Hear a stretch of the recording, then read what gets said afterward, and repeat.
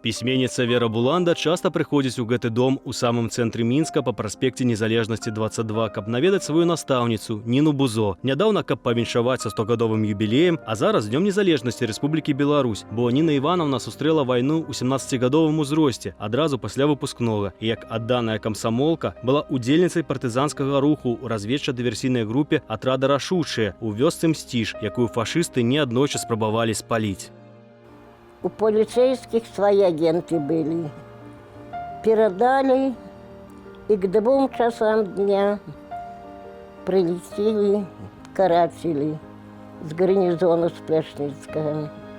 На машинах, на мотоциклах окружили деревню. Всех мужиков выгнали от 13 лет до старости.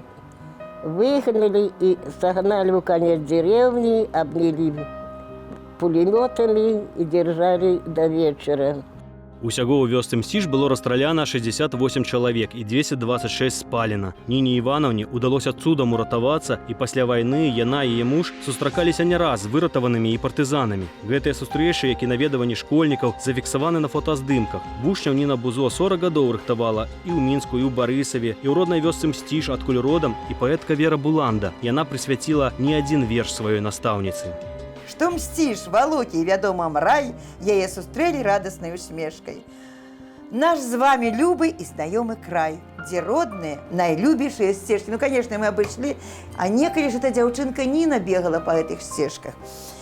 Дарэчы, вось гэта кніга, пра якую я хацела б многа-многа распавядаць, але часу няма, яна збіралася не адразу, не апошнім часам.